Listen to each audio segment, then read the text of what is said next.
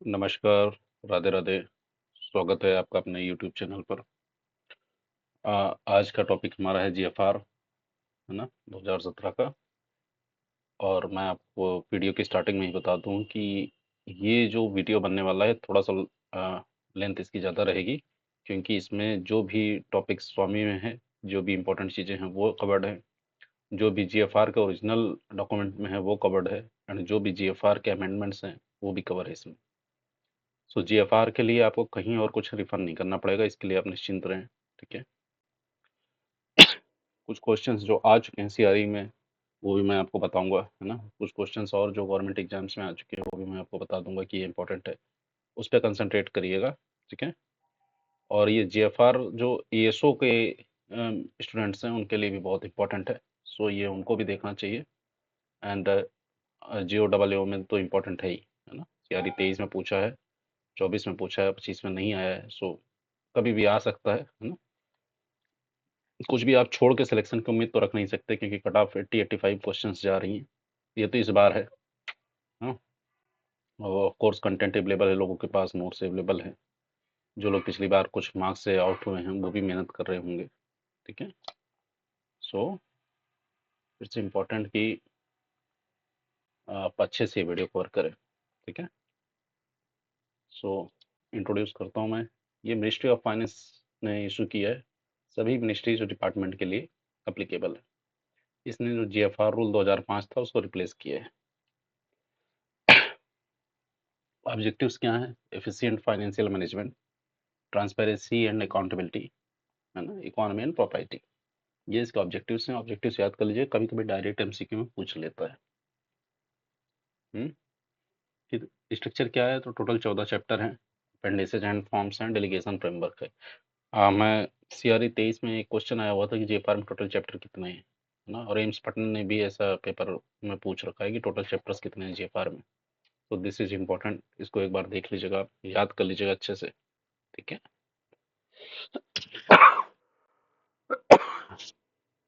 Financial property के rules क्या होते हैं? तो जो भी पब्लिक मनी है उसको प्रूडेंटली स्पेंड करना, फालतू के खर्चे को अवॉइड करना, है ना, पर्सनल बेनिफिट ना हो, है ना, इतना ये रूल्स हैं इसके फाइनेंशियल प्रॉपर्टी के। अथॉरिटीज कौन कौन सी हैं? तो प्रेसिडेंट है, मिनिस्ट्री ऑफ फाइनेंस है, डिपार्टमेंट ऑफ एक्सपेंडिचर है। स्टैंडर्ड्स ऑफ फाइनेंशियल मैनेजमेंट में क्या आता है? Budgeting, accounting, internal control and audit. Budget rules, so budget rules भी हैं कि कोई भी एक्सपेंडिचर बिना बजट के प्रोविजन का नहीं होना चाहिए। There are some reappropriation rule, और सरेंडर ऑफ सेविंग्स भी हैं कि अगर आपके पास सेविंग्स हैं तो कब सरेंडर करना है कब नहीं। अब इसके अंदर के जो प्रोविजंस हैं वो मैं भी आपको कुछ देर में वीडियो में स्टार्ट करूंगा। ठीक है। अभी मैं एकदम बेस से आपको शुरुआत करना चाह रहा हूँ, ताकि जो लोग पहली बार जीएफआर के वीडियो देख रहे हैं उनको भी ये बेसिक आइडिया रहे, है ना। बाकी इसके बाद जो मैं प्रोविजंस बताऊंगा वो ज़्यादा इंपॉर्टेंट है। ठीक है। प्रोक्योरमेंट के क्या क्या प्रिंसिपल हैं? तो transparency, competition, fairness and value for money. ये question as it is NCERT के पेपर में पूछा जा चुका है ना, कि what are the procurement principles. So ये चारों याद कर लीजिएगा। हाँ, देखने में आसान लग रहा होगा बट कंफ्यूजन हो जाता है। मोड्स ऑफ प्रोक्योरमेंट क्या है? तीन तरह के मोड्स ऑफ प्रोक्योरमेंट है। पहला गुड्स के लिए, दूसरा वर्क्स के लिए, तीसरा सर्विसेज के लिए। ठीक है। अब इसके अंदर प्रोक्योरमेंट कैसे होता है, मैंने अभी आपको कुछ देर बाद इसी वीडियो में आपको मिलेगा कैसे प्रोक्योर करते हैं हम किसी भी आइटम्स को, है ना। परचेस ऑफ गुड रूल 144 के अंतर्गत होता है। जिम मैंडेटरी जहां अप्लीकेबल है। ठीक है। Gym portal very important, mandatory है कॉमन गुड्स एंड सर्विसेज के लिए। अप टू 50,000 डायरेक्ट परचेस कर सकते हो, है ना। 50,000 से 30 लाख तक L1 कंपैरिजन करना पड़ता है आपको। जिम की लिमिट अब 30 लाख अगर है तो बिडिंग करनी पड़ती है। ठीक है। लेकिन जो प्रोप्राइटरी आइटम है उनको उनके लिए एक्सेप्शन लागू है। मेथड्स ऑफ प्रोक्योरमेंट, पहले तो डायरेक्ट परचेस कर सकते हैं कि आपने डायरेक्टली खरीद लिया, फिर limited tender, open tender and single tender. अब ये जो तीनों तरह के टेंडर मैंने बताया इनकी कुछ लिमिट्स हैं, ये अभी आपको नोट्स में मैं कवर करा दूंगा। ठीक है, इसी वीडियो में। डायरेक्ट परचेस 25,000 तक। रीजनेबल जो सर्टिफिकेट है कि रीजनेबल है नहीं खरीदना या नहीं है, वो सर्टिफिकेट रिक्वायर्ड रहता है। लिमिटेड टेंडर इंक्वायरी 25,000 से 25 लाख, मिनिमम 3 सप्लायर होने चाहिए, ठीक है। अभी एक अमेंडमेंट हुआ है, उसमें लिमिट्स चेंज हो गई हैं और मैंने टेलीग्राम ग्रुप पर आपको पोस्ट कर रखा है, ठीक है। 10 पेज का वो अमेंडमेंट है जो अभी मिनिस्ट्री ऑफ फाइनेंस ने निकाला है, तो उसमें जो टेंडर की लिमिट्स चेंज हुई हैं उसको याद कर लीजिएगा, ठीक है। ओपन टेंडर इंक्वायरी 25 लाख के ऊपर और ई प्रोक्योरमेंट मैंडेटरी है इसमें, ठीक है। सिंगल टेंडर किन जगहों पे हो सकता है जहाँ पे प्रोप्राइटरी आइटम है कि भाई कोई सामान ही किसी एक के पास अवेलेबल है ना। अब विंडोज है तो माइक्रोसॉफ्ट का ही तो आप माइक्रोसॉफ्ट से लेंगे, कहीं और कोई ऑप्शन तो है नहीं इसके लिए, या कोई इमरजेंसी हो गई या स्टैंडर्ड प्रोसेस ही यही है ना, वहाँ पे सिंगल टेंडर ले सकते हो आप। बिड टाइप्स 2 तरह की बिड है, single bid system, 2 bid system ना। सिंगल बिड सिस्टम में क्या होता है, टेक्निकल बिड और फाइनेंशियल बिड एक साथ दी जाती है और सिंपल प्रोक्योरमेंट होता है इसमें।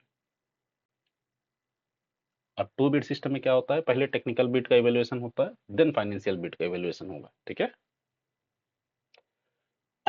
ई प्रोक्योरमेंट मैंडेटरी है 2 लाख के ऊपर ऊपर। सीपीपी पोर्टल का यूज किया जाता है इसके लिए।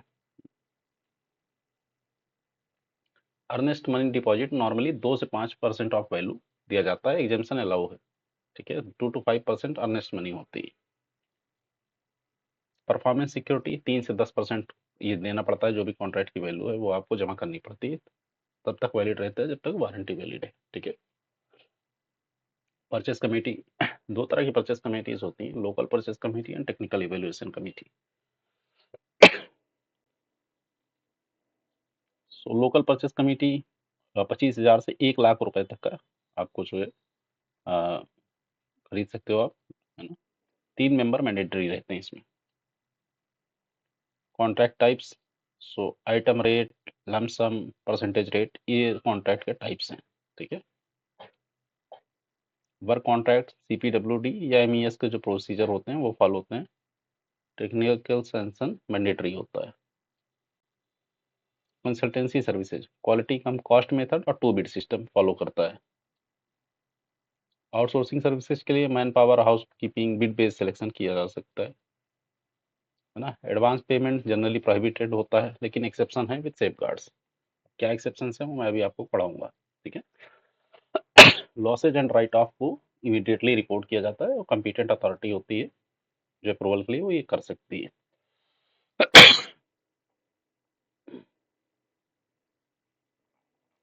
और मैं अब एक बार ना आपको अमेंडमेंट कवर इसी वीडियो में करा देता हूँ, वरना क्या है कुछ लोग फिर कंफ्यूज हो जाएंगे और उनका वो क्वेश्चन गलत हो जाएगा।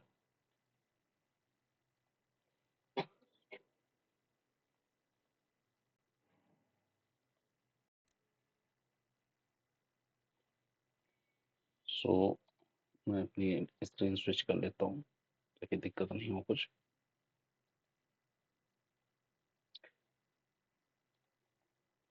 और ये एक बात मैं आपको और बताना चाहता हूँ, जो लोग एएसओ का पेपर दे रहे हैं ना उनके लिए ये वीडियो ज़्यादा इंपॉर्टेंट है, और इतना देन जेओडब्ल्यू के लिए, ठीक है। जेओडब्ल्यू में क्या है, जीएफआर में इतना डेप्थ में पूछते नहीं है। खैर पूछ रखा है 2024 में कुछ लिमिट्स उसने पूछ रखा है ना। तो इसलिए आप इग्नोर भी नहीं कर सकते, बट ये है कि आप चाहेंगे तो चीज़ें आसान रहेंगी, ठीक है। हम्म, अब आइए मैं आपको वह पढ़ा देता हूँ। ये रहे ऑफिस मेमोरेंडम कुछ निकला हुआ है, ठीक है, जो कि लेटेस्ट अपडेट के बारे में है। सो पहले क्या था कि पहले जो भी मिनिस्ट्री और डिपार्टमेंट का अपनी मर्जी से डायरेक्टली रिपेयर एग्जीक्यूट कराया जा सकता था, वो 30 लाख तक था। अभी क्या है, ये 60 लाख हो गए, ठीक है। सो इसमें मैं आपके अमेंडमेंट कवर करा दे रहा हूँ ताकि दिक्कत नहीं हो आपको। हम्म, पहले क्या था, रिपेयर वर्क असाइन किया जा सकता था 30 lakh and original minor work of any value to any public work organisation such as CPWD या स्टेट के जो भी हैं मिलिट्री इंजीनियरिंग सर्विसेज है। अब इसकी लिमिट 60 लाख हो गई। मोस्टली आप देखोगे तो जो पहले लिमिट्स थी ना वो अब 2 हो गई। और ये रूल नंबर से याद रखिएगा, ठीक है, this is very important. So जो खुद की इच्छा प्रिपेयर कराया जा सकता है डायरेक्टली, वो 30 से बढ़ के 60 हो गया है। और जो सीपीडब्ल्यूडी को दिया जा सकता था या स्टेट पब्लिक वर्क डिपार्टमेंट को दिया जा सकता था, एमईएस को दिया जा सकता था, बीआरओ को दिया जा सकता था, वो भी 30 से 60 लाख हो गए। ठीक है। तो कोई भी अब रिपेयर का क्वेश्चन आए तो रेदर देन 30 लाख याद रखिएगा, वो 60 लाख से हो चुके हैं ना। ये डॉक्यूमेंट मैंने आपको टेलीग्राम पर प्रोवाइड कर रखा है, इसको एक बार देख लीजिएगा आप। हाँ, सो ओपन टेंडर क्या सिस्टम क्या था? ओपन टेंडर का था 5 लाख से 30 लाख। ठीक है। अभी क्या हो गया है 10 लाख से 60 लाख। ठीक है। लिमिटेड टेंडर्स का क्या था? लिमिटेड टेंडर होता था लेस देन 5 लाख, अभी लेस देन 10 लाख हो गए। यहाँ भी देखिए इंटू 2 हो गया। ठीक है। पहले क्या था, जेम से जो डायरेक्ट परचेस किया जा सकता था वो कितना था? 25,000 तक किसी भी सप्लायर से। ठीक है। अभी क्या हो गया, ये 50,000 तक हो गया।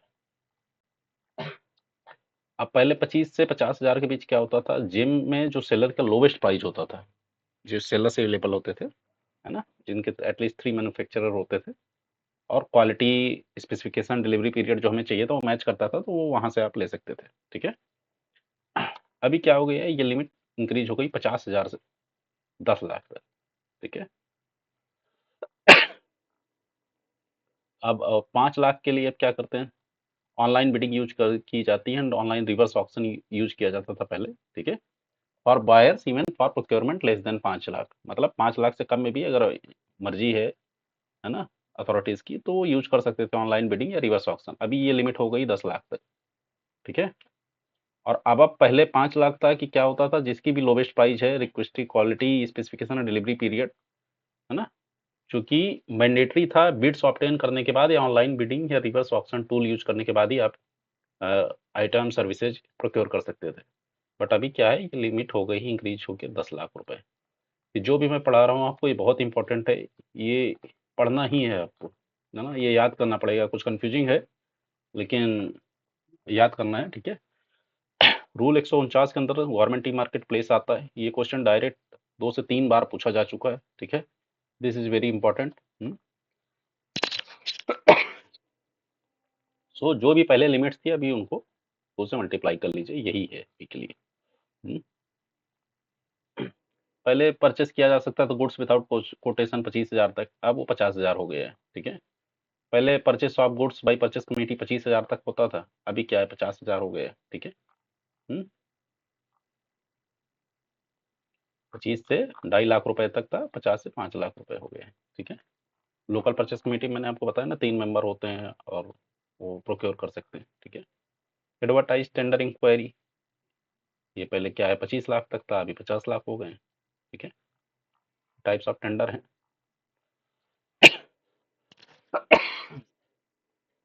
लिमिटेड टेंडर इंक्वायरी पहले 25 लाख तक के लिए एलिजिबल था, 50 लाख हो गए। ठीक है। एंड ये एग्जैक्ट ऐसा का ऐसा याद कर लीजिएगा, ये क्वेश्चन 2024 में किसी पेपर में पूछ रखा है, मुझे एग्जैक्टली याद नहीं है कौन से पेपर में है। बट रूल 173 कहता है transparency, competition, fairness and elimination of arbitrariness in the procurement process. ठीक है। ये पहले 25 लाख तक होता था, जहाँ पे परचेज कमेटी होती थी। ठीक है। टू परचेस और रिकमेंड द प्रोक्योरमेंट, है ना। अब क्या है, ये 50 लाख हो गई। और ध्यान रहे, कोई भी मेंबर जो कमेटी का है वो डायरेक्टली रिपोर्ट नहीं करना चाहिए किसी अदर मेंबर को। ठीक है ना। आइडेंटिफिकेशन ऑफ लाइकली सोर्स, ठीक है, जहाँ पे estimated cost of consulting services 25 lakh तक थी, वहाँ पे एक लॉन्ग लिस्ट प्रिपेयर की जाती थी पोटेंशियल कंसल्टेंट्स की, अभी 50 लाख हो गई। ठीक है। नॉन कंसल्टिंग सर्विसेज में जो 10 लाख रुपए तक का था, 10 लाख या 10 लाख से कम, ठीक है, उसमें मिनिस्ट्री या डिपार्टमेंट स्क्रूटनाइज करता था प्रिलिमिनरी लिस्ट, जो कॉन्ट्रैक्टर्स आइडेंटिफाइड थे, है ना, और डिसाइड करता था कि भाई कौन एलिजिबल है, कौन कैपेबल कॉन्ट्रैक्टर है, एंड देन फिर इशू करता था लिमिटेड टेंडर इंक्वायरी। ठीक है। अब ये लिमिट वाले की 50 लाख रुपए हो गई। ओके।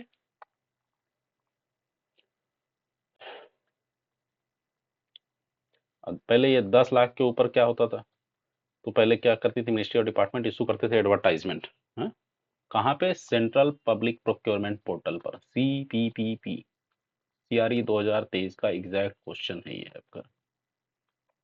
ठीक है, ये एससीटीज क्वेश्चन ही पूछा गया है, फुल फॉर्म इसका, तो याद रख लीजिएगा इसको। अभी ये लिमिट बढ़ के 50 lakhs हो गई। मोड ऑफ डिस्पोजल क्या था?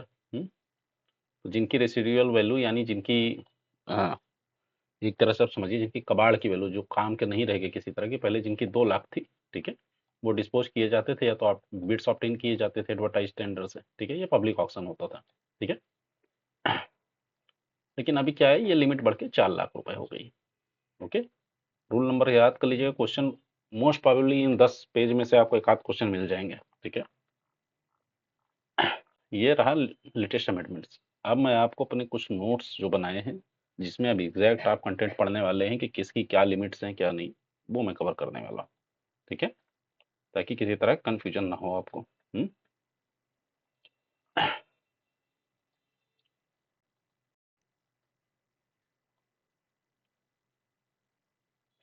अभी हम देखेंगे कि क्या क्या, थोड़ी मेरी राइटिंग खराब है इसलिए मैं आपको समझा देता हूँ, है ना, राइटिंग से आपको थोड़ा समझने में दिक्कत होगी, उसके बाद नोट्स आप समझ भी पाएंगे।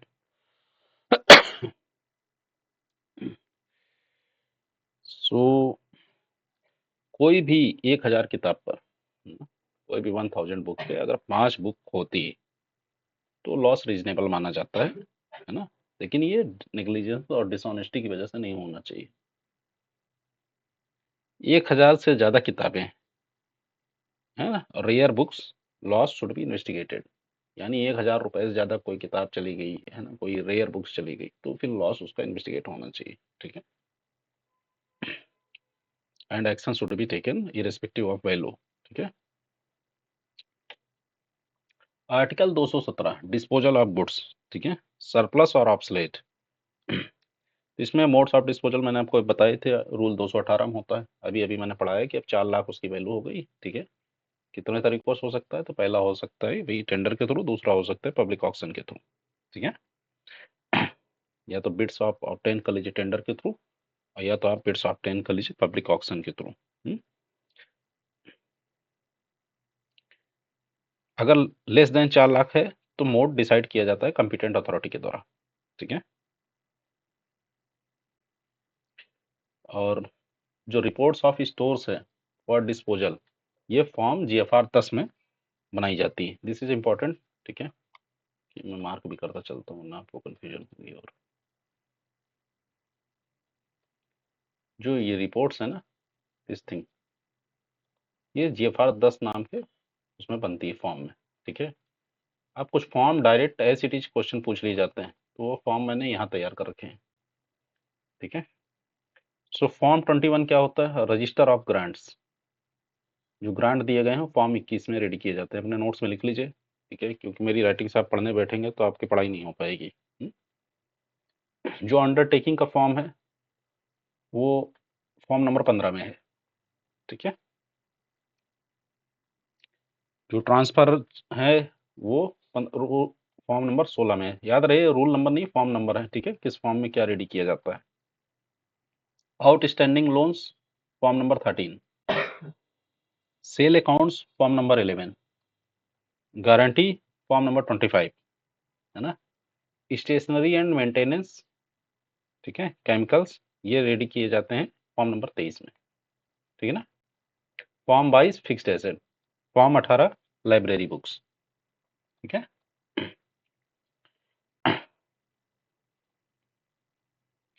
अब कुछ बिड सिक्योरिटी की बात कर लेते हैं, यहाँ पे दिया हुआ है, ठीक है। सो बिड सिक्योरिटी क्या होती है? 10% होती है अगर गुड्स को डिस्पोज किया जा रहा है, यहाँ पे जो हमने लिखा है ना, अगर गुड्स को डिस्पोज किया जा रहा है, ये है ना, बाई टेंडर, बिड ले रहे हो आप, टेंडर ले रहे हो, तो जो बिड सिक्योरिटी रहेगी वो 10% रहेगी। लेकिन अगर पब्लिक ऑक्शन हो रहा है तो वहाँ पे 25% रहेगी, ठीक है।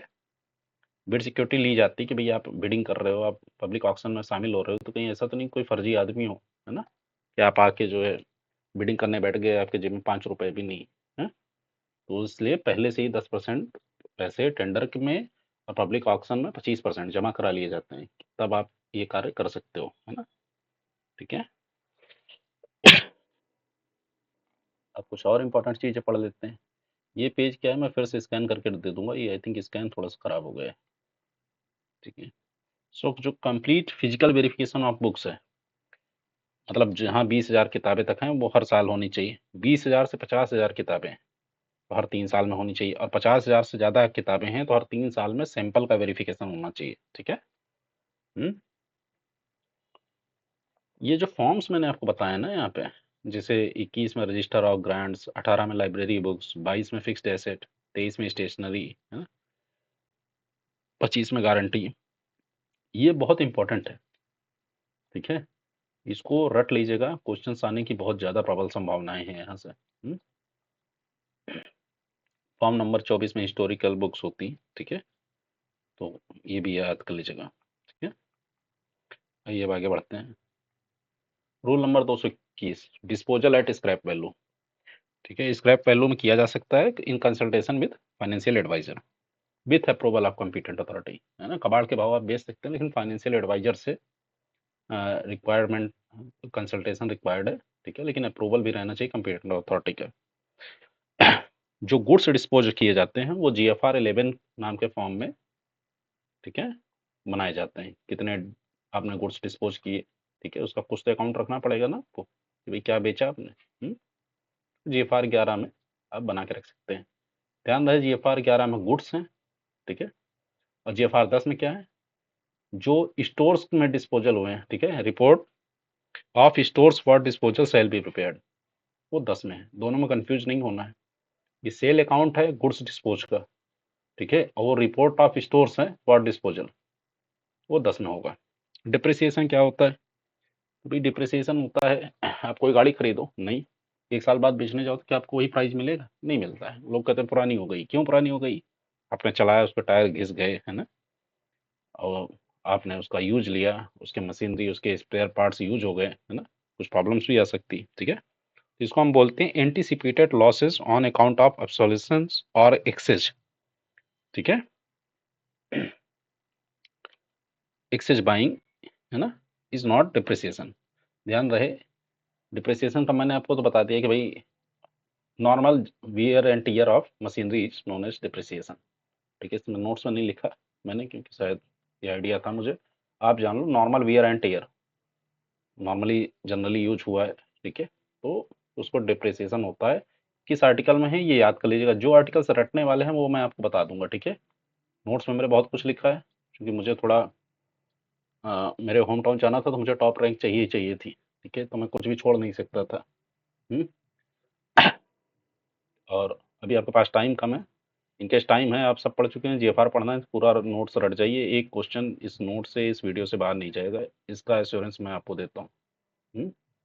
कोई भी आपने एक्सचेंज बाइंग कर ली, खरीदना था, दो दो फोटोकॉपी मशीन आपने खरीद लिया 10, तो डिप्रिसिएशन थोड़ी हुआ वो, ठीक है। सो ये याद रखिएगा। आर्टिकल नंबर 207 इन्वेंट्री मैनेजमेंट से डील करता है।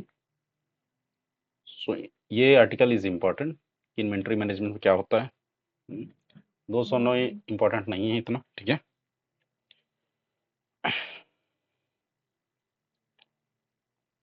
अब यहाँ पे आ जाते हैं 213, फिक्स्ड एसेट एटलीस्ट जो है वेरीफाई किया जाना चाहिए एटलीस्ट वंस इन ईयर। जो भी फिक्स्ड एसेट हैं 1 साल में एटलीस्ट एक बार तो वेरीफाई होना ही चाहिए, ठीक है। 213 सब क्लास 2 में वेरिफिकेशन है किसका, कंज्यूमेबल्स का, वंस अ ईयर, ठीक है। दोनों को 1 साल एटलीस्ट, साल में एक बार तो एटलीस्ट वेरीफाई करनी है, फिक्स्ड एसेट को भी और जो कंज्यूमेबल्स हैं उनके भी, ठीक है। ये नेक्स्ट पेज पे आते हैं। अब कॉन्ट्रैक्ट के बारे में थोड़ा सा पढ़ लेते हैं। हाँ?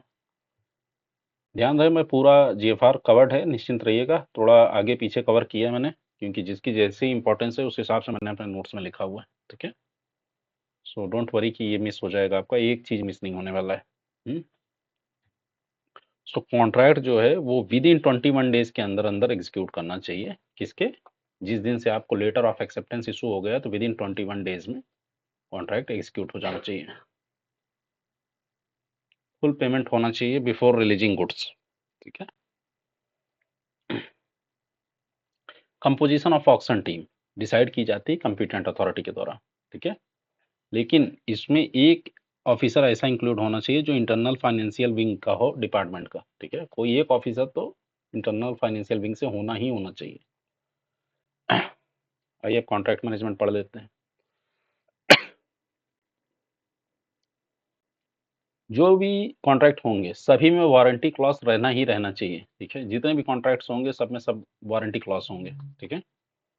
अब आइए 224 रूल नंबर 224, जो भी कॉन्ट्रैक्ट्स बनेंगे वो ऑर्डर ऑफ प्रेसिडेंट के नाम पे बनेंगे, ठीक है ना। कोई भी क्लेम नहीं होना चाहिए पेमेंट का आफ्टर लैप्स ऑफ 3 ईयर। ये नहीं कि आपने कॉन्ट्रैक्ट किया, काम खत्म हो गया, आपने 3 साल बाद उठ के आ गए कि भाई मेरे तो पैसे बचे हुए हैं, ऐसे आप नहीं कर सकते, ठीक है ना। मिनिस्ट्री डिस्क्रिप्शन 2.5 लाख है, ठीक है। ये मैंने एक्चुअली अभी आपको अमेंडमेंट में बता दिया है, पढ़ाई दिया है कि किसमें क्या हो सकता है, कितना क्या चेंजेस हैं, ठीक है। So that is not very important, वो अमेंडमेंट वाले उससे कवर हो जाएगा आपका कि मिनिस्ट्री का डिस्क्रिप्शन कहाँ तक है, ठीक है। और कितना में कितना चेंजेस हैं, अभी क्या अमेंडमेंट्स हुए हैं लेटेस्ट, इसके जस्ट पहले मैंने आपको पढ़ाया है, एक बार उस पर विजिट कर लीजिएगा। 1 से 10 लाख के कॉन्ट्रैक्ट में कंडीशन ऑफ कॉन्ट्रैक्ट या स्पेशल कंडीशन ऑफ कॉन्ट्रैक्ट, ठीक है। इसमें क्या होता है, letter of acceptance will result in a binding contract. अगर लेटर ऑफ एक्सेप्टेंस हो गया, ठीक है, तो बाइंडिंग कॉन्ट्रैक्ट को मान लिया जाता है ना। मिनिस्ट्री का डिस्क्रिप्शन होता है कॉन्ट्रैक्ट में 2.5 लाख रुपए तक का, जहाँ पे वो परचेस ऑर्डर इशू कर सकता है with basic terms and condition, ठीक है। और ये जो 1 से 10 लाख वाले में होता है, ये कॉन्ट्रैक्ट में क्या क्या कंटेन करता है, तो जनरल कंडीशन ऑफ कॉन्ट्रैक्ट रहता है इसमें, ठीक है। स्पेशल कंडीशन रहता है and scope of work, okay. Rule 226 management of contract है, ठीक है। So that is not very important. 10 lakh से अबव अगर कोई कॉन्ट्रैक्ट है तो उसको हम बोलते हैं सेल्फ कंटेन्ड कॉन्ट्रैक्ट, याद कर लीजिएगा इसको, एज इट इज क्वेश्चन पूछा जा सकता है, ठीक है। प्राइस वेरिएशन क्लॉज, भाई कोई प्राइस में चेंजेस हो सकते हैं क्या, ये कॉन्ट्रैक्ट में तभी दिया जाएगा जब वो कॉन्ट्रैक्ट 18 महीने से ज्यादा का हो, ठीक है। कट ऑफ डेट्स स्पेसिफाई करना चाहिए कि मटेरियल और लेबर का कट ऑफ डेट क्या होगी, कि भाई हम जो अमाउंट तय कर रहे हैं वो एस ऑन डेट तय है या किस तारीख के हिसाब से, रेफरेंस पॉइंट क्या है उसका, ये फिक्स होना चाहिए। अगर एडवांस पेमेंट दे रहे हो, आपने पहले ही पैसा ले लिया, तो भाई किस चीज़ का प्राइस वेरिएशन मिलेगा आपको। आपसे हमने तय किया है कि हमें आपसे एक लैपटॉप लेना है, आपने कहा ठीक है हमें एडवांस पेमेंट 50,000 दे दो, है ना। तो आपने 50,000 तो ले लिया हमसे, अब कल को 52,000 हो गया तो आप ये थोड़ी कह सकते हो 2,000 और दे दो मुझे, ठीक है। लमसम कॉन्ट्रैक्ट नहीं एग्जीक्यूट किया जाना चाहिए, है ना, कि बोल दिया इतने के आसपास लेंगे, ऐसे कॉन्ट्रैक्ट नहीं होते हैं, ठीक है। सभी कॉपीज कॉन्ट्रैक्ट की, एंगेजमेंट की, परचेस की जिनकी वैल्यू 25 लाख से ज्यादा है, वो ऑडिट ऑफिसर और अकाउंट ऑफिसर को भेजे जाने चाहिए, ठीक है।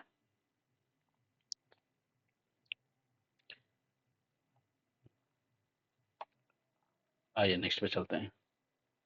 कॉस्ट प्लस कॉन्ट्रैक्ट किसे कहते हैं, कि भाई कॉस्ट प्लस कॉन्ट्रैक्ट में होता है कि एक्चुअल कॉस्ट ऑफ प्रोडक्शन तो ही और प्लस कुछ प्रॉफिट मिल जाए आपको। मान लो 10 लाख रुपए का है प्रोजेक्ट, 10 लाख, अब प्लस आपको दे दिया कि भाई चलो 2% आपको प्रॉफिट भी दे देंगे, तो इसको बोलते हैं कॉस्ट प्लस कॉन्ट्रैक्ट, ठीक है।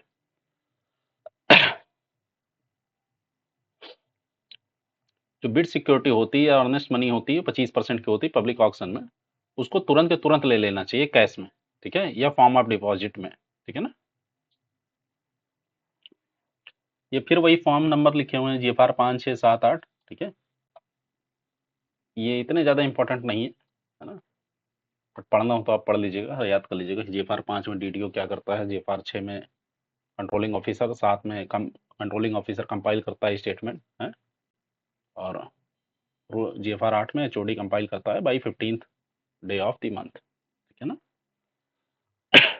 रूल 68, रूल 68 ऐसी पेमेंट के बारे में बताता है जो तो देना ही देना है आपको, ठीक है। Form of accounts very important question, ठीक है, आने की संभावना है इसलिए बता दे रहा हूँ आपको, ये याद कर लीजिएगा। प्रेसिडेंट जैसे प्रिस्क्राइब करेगा कैग के एडवाइस पर वैसे रखना होगा।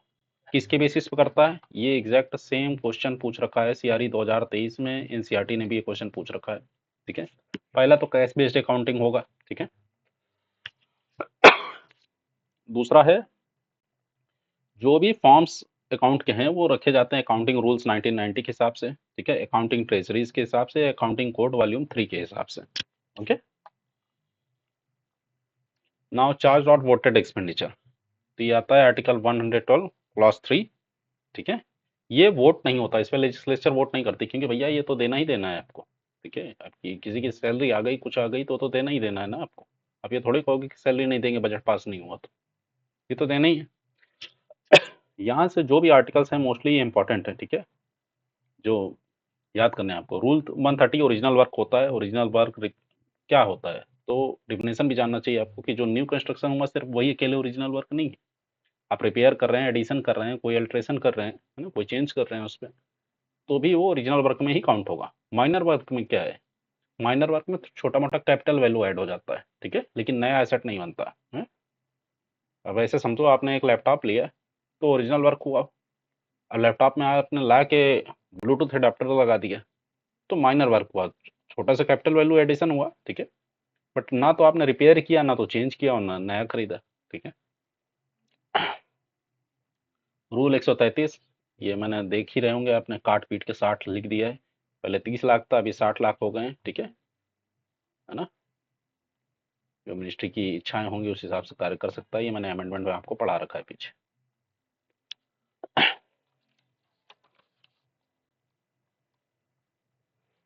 जो साइंटिफिक मिनिस्ट्रीज हैं, है ना, वो क्या कर सकती हैं, रिपेयर वर्क असाइन कर सकती हैं 5 करोड़ तक का। याद रखना है, ये सिर्फ साइंटिफिक मिनिस्ट्रीज के केस में लागू होता है, वो 5 करोड़ तक का हम रिपेयर वर्क करा सकती हैं ऑन नॉमिनेशन बेसिस। इवन जो नॉर्मल केस है, ये नहीं कि इमरजेंसी में, नॉर्मल केसेस में भी वो 5 करोड़ तक का रिपेयर वर्क करा सकती है, ठीक है। और तो अगर 60 लाख से ऊपर का होता है तो पीडब्ल्यूडी डिपार्टमेंट को, सीपीडब्ल्यूडी को देना ही पड़ता है। और अब 60 लाख है तो पीएसयू, जो पीएसयू नोटिफाइड हैं ministry of home and urban affairs के लिए, ठीक है, वो भी इसमें शामिल हो सकती हैं। No this is very important, ठीक है। ये कटा पिटा इसलिए दिख रहा है क्योंकि अमेंडमेंट हो गया था। ओपन टेंडर 10 से 60, limited tender up to 10, less than 10 lakh है, ठीक है। रिव्यू ऑफ प्रोजेक्ट, कब प्रोजेक्ट को रिव्यू करेंगे, जब 100 करोड़ या अबव हो, या एटलीस्ट 10% का वेरिएशन हो, ठीक है। फाइनल पेमेंट कब होगा, फाइनल पेमेंट होगा on the personal certificate of officer in charge. अब आपको फाइनल पेमेंट करना है तो आप ही जो इंचार्ज होगा उस प्रोजेक्ट का, वो देखेगा ना कि भाई कंप्लीट हुआ है कि नहीं हुआ है, तो पर्सनल सर्टिफिकेट देगा एंड उस पर आपका जो पेमेंट हो जाएगी। रिव्यू ऑफ प्रोजेक्ट्स हो सकता है किसके द्वारा, एडमिनिस्ट्रेटिव, फाइनेंस एंड एग्जीक्यूटिव द्वारा, ठीक है। लेस देन 100 करोड़ है तो डिस्क्रिप्शन ऑफ एडमिनिस्ट्रेटिव मिनिस्ट्री या department to set up suitable mechanism. 100 crore से ज़्यादा है तो करना ही करना है, ठीक है। 100 करोड़ से कम है तो ये एडमिनिस्ट्रेटिव मिनिस्ट्री या डिपार्टमेंट की इच्छा पे डिपेंड करता है कि वो कैसा मैकेनिज्म बनाता है देखने के लिए, प्रोजेक्ट को रिव्यू करने के लिए, ठीक है।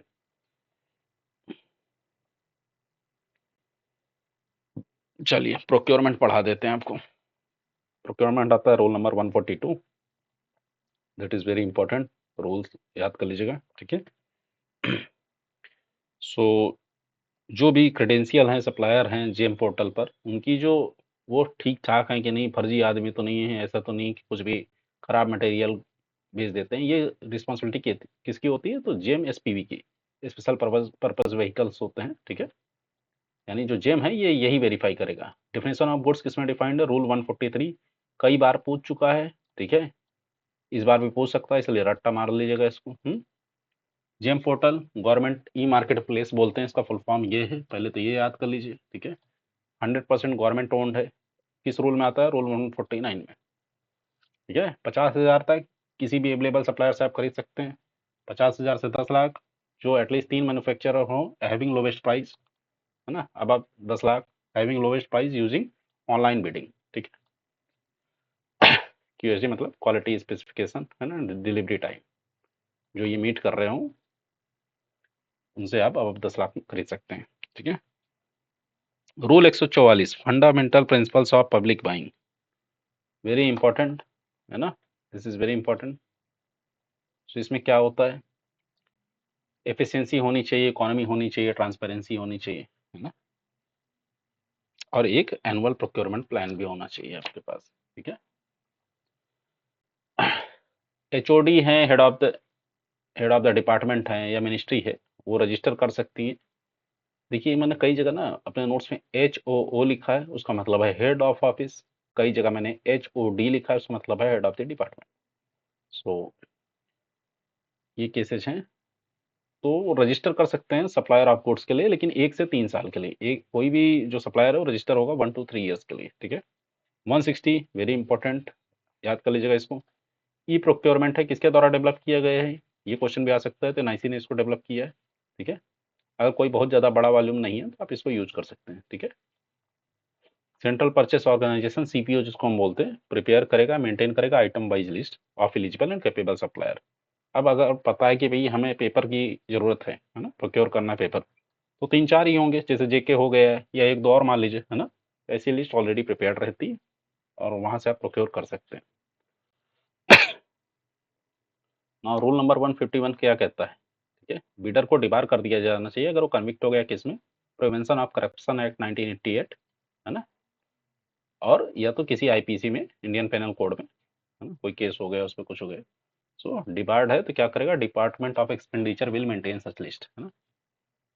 अगर ब्रीच ऑफ इंटीग्रिटी हुई, है ना, जो आपने इंटीग्रिटी की वो थी, आपने वही ब्रीच कर दी है, तो फिर 2 साल के लिए आप डिबार हो जाएंगे, ओके।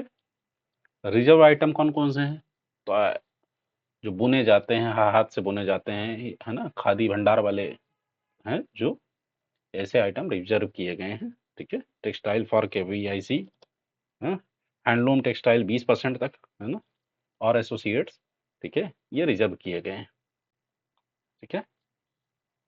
क्वेश्चन में से ज़्यादा तो पूछेगा नहीं, ये समझ लेगा खादी भंडार के लिए कुछ आइटम्स रिजर्व किए गए हैं, ठीक है। कौन से, hand sperms and hand woven textiles for KVIC। और जो हैंडलूम टेक्सटाइल है वो कितने तक, 20% तक ही रिजर्व किए गए हैं। अब आता है रूल 154, वो कहता है कि भाई कोई ज़रूरत नहीं है कोटेशन इनवाइट करने की 50,000 तक। रूल 155 कहता है कि 50,000 से 5 लाख तक local purchase committee consisting 3 member procure कर सकती है, ठीक है। ये मैंने आपको अमेंडमेंट में जस्ट पीछे ही पढ़ा रखा है, अब समझ में आ रहा होगा कि आपको मैंने पीछे क्या पढ़ाया था, क्यों पढ़ाया था वो, ठीक है। 159 ई पब्लिशिंग बोलती है ना, ये CPPP। अब आप लोग मुझे कमेंट करके बताइएगा इसका फुल फॉर्म क्या है, मैंने अभी जस्ट इसी वीडियो में आपको कवर करा रखा है, ठीक है ना। यहाँ भी दे रखा है नोट्स में भी मैंने, खैर। 162 इंपॉर्टेंट रूल, याद कर लीजिएगा, लिमिटेड टेंडर इंक्वायरी है, ठीक है। 50 लाख तक आप इसको यूज कर सकते हैं। Rule number 161 advertise tender enquiry है, ठीक है। 50 लाख से ज़्यादा आप इसको यूज करेंगे, ठीक है ना। ये क्या हो गया,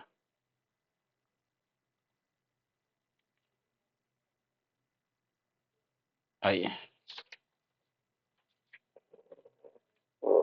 rule 173 transparency corruption, sorry, transparency competition fairness and elimination, है ना। No member of purchase committee should be reporting directly to any other member, ये भी मैंने आपको पीछे जो है अमेंडमेंट वाले में कवर करा रखा है। 163 होता है 2 बिट सिस्टम। 2 बिट सिस्टम समझिएगा, इंपॉर्टेंट है।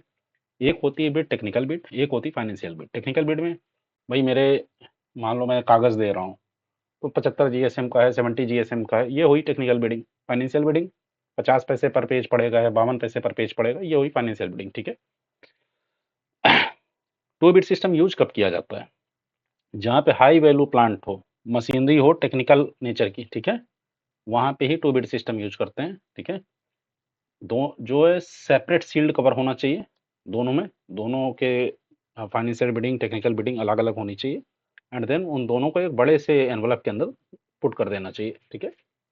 लेट बिडिंग नॉट अलाउड है सिंगल टेंडर इंक्वायरी, जहाँ पे सिर्फ एक मैन्युफैक्चरर हो। मैंने आपको अभी पीछे ही पढ़ाया था कि मान लो विंडोज लेना है तो माइक्रोसॉफ्ट से ही लोगे ना, है?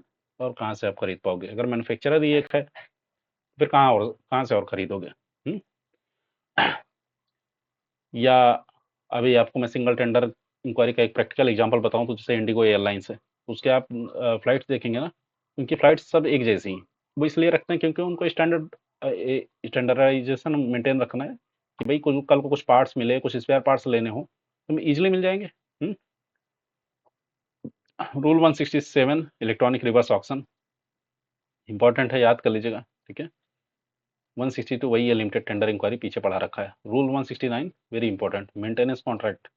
मेंटेनेंस कॉन्ट्रैक्ट में क्या होता है, एडवांस पेमेंट दी जा सकती है, कितनी दी जा सकती है, तो भाई ऐसा है 30% प्राइवेट फर्म्स को दिया जा सकता है एडवांस पेमेंट, और 40% गवर्नमेंट को दिया जा सकता है। ठीक है, 172 क्लास 2 172 क्लास 2 में दिया है कि पार्ट पेमेंट दिया जा सकता है for service of AC computers, कैसे है ना, कॉस्टली इक्विपमेंट्स एटसेट्रा। अब इसके आगे आपको बताते हैं, एडवांस सिर्फ कितना दे सकते हो, कि आप इतना ही दे सकते हो कि 6 महीने का जो अमाउंट है उतना ही एडवांस आपका जा सकता है, उससे ज़्यादा का अमाउंट नहीं दिया जा सकता है। ठीक है, bid security also known as earnest money, वो कंफ्यूज हो जाते हैं दोनों में, इसलिए मैं आपको ये भी बता देता हूँ। ये रिटर्न किया जाना चाहिए 30 दिन के अंदर अंदर। ठीक है,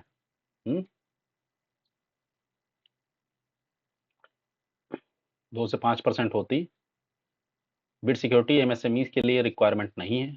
ठीक है, और वैलिडिटी कितनी होती है इसकी, 45 दिन की वैलिडिटी होती है, 45 डेज की। Okay, now rule number 177 is consulting, ये भी इंपॉर्टेंट है। ठीक है, कंसल्टेशन किस में होगा, जहाँ पे कोई फिजिकल प्रोजेक्ट्स की रिक्वायरमेंट नहीं है। कंसल्टेशन हो सकता है आईटी सर्विसेज के लिए, लीगल सर्विसेज के लिए। ठीक है ना, वहाँ पे कंसल्टेशन हो सकता है। अगर 50 लाख तक है तो long list of potential consultants बनाए जाएंगे। ठीक है, और उसमें से बाद में कंसल्टेशन लिया जा सकता है। ठीक है, लेकिन मिनिमम से मिनिमम कितने कंसल्टेंट्स होने चाहिए, एटलीस्ट 3। ठीक है, अच्छा, टू स्टेज बिडिंग में एक प्रॉब्लम, एक चीज़ और है कि ये आपको पता होना चाहिए कि टू स्टेज बिडिंग में सबसे पहले क्या होता है, financial bid, receipt of financial bids after receipt and evaluation of technical bids होती है। ठीक है, ये इंपॉर्टेंट है, इसको याद कर लीजिएगा।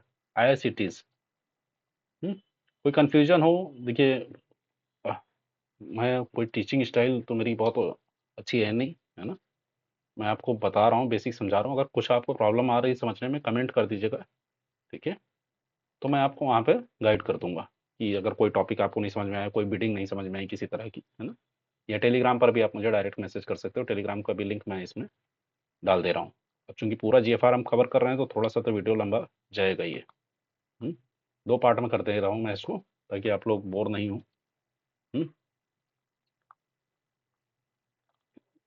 आइए नेक्स्ट,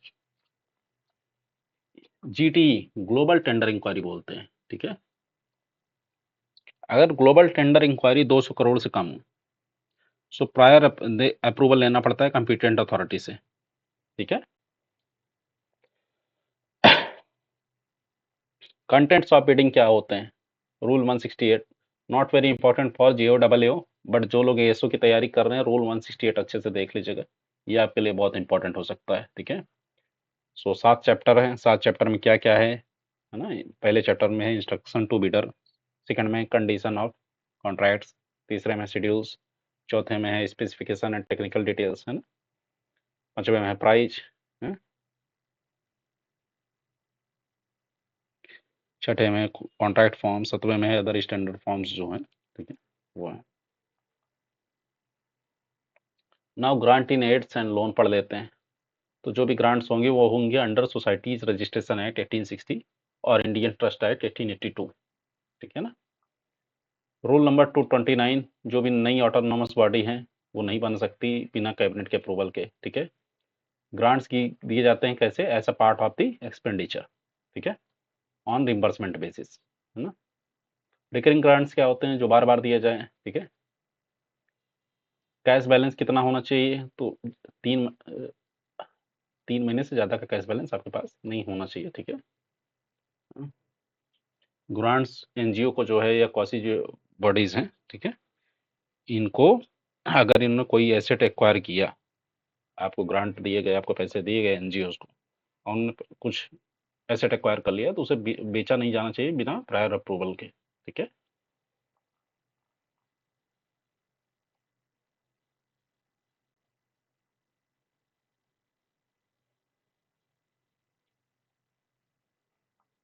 आइए।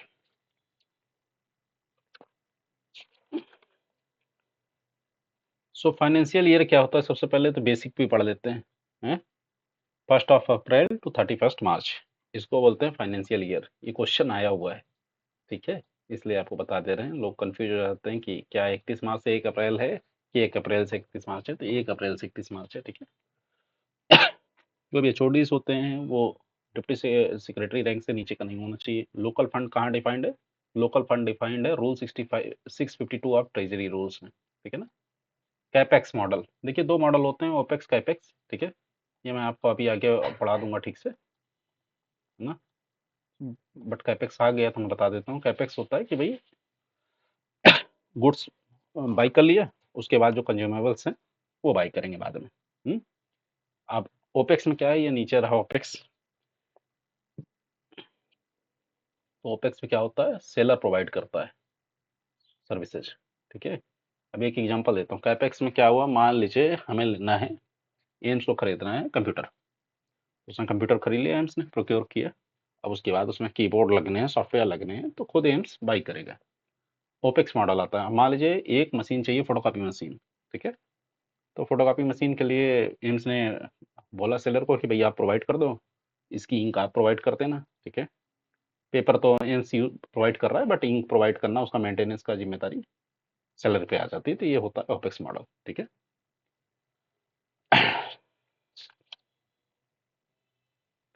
देखिए जो ग्रांट इन एड होती है ना, वो सेंक्शन की जा सकती है बोनाफाइड एक्सपेंडिचर को मीट करने के लिए, लेकिन not earlier than 2 years prior to the date of issue of sanction, ठीक है। ये पीछे वाले पेजेस को मिला के पढ़ना है। 230 सब क्लॉज 17 में दिया हुआ है कि ग्रांट इन एड जहाँ पे 200 पर्सन वर्किंग हो या 50% रिकरिंग एक्सपेंडिचर आना चाहिए, आ रहा हो, ठीक है, सेंट्रल गवर्नमेंट से, तो ऐसे में रिजर्वेशन दिया जाना चाहिए SC ST और OBC के लिए, ओके। यहाँ पे फिर वही GFR 21 format register of grants है, पीछे मैंने पढ़ा रखा है आपको। ऑडिट किसके थ्रू की जाती है, कैग के थ्रू। कैग का आर्टिकल क्या है, आप लोग मुझे कमेंट करके बताएं, ठीक है। दैट इज इंपॉर्टेंट, कैग का आर्टिकल क्या है और अभी के करंट कैग कौन है, दोनों पढ़ लीजिएगा। प्राइवेट है या वॉलंटरी ऑर्गेनाइजेशन है तो 10 लाख से 50 लाख तक का ग्रांट उसको अगर मिल रहा है, ठीक है। सो उनको एनुअल रिपोर्ट में अपने ये दिखाना पड़ता है कि भाई कितना फंड उनको मिला, ठीक है। परफॉर्मेंस पैरामीटर क्या क्या होते हैं, तो एक performance cum achievement report submit की जाती है after financial year end in any case not later than 6 month, यानी फाइनेंशियल ईयर के 6 महीने के अंदर अंदर आपको सबमिट कर ही देनी हर हालात में, ठीक है।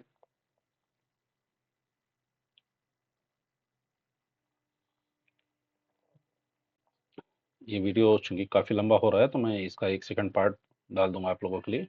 अभी मैं थोड़ा सा और कवर करा देता हूँ ताकि एटलीस्ट आज आपका GFR खत्म रहे।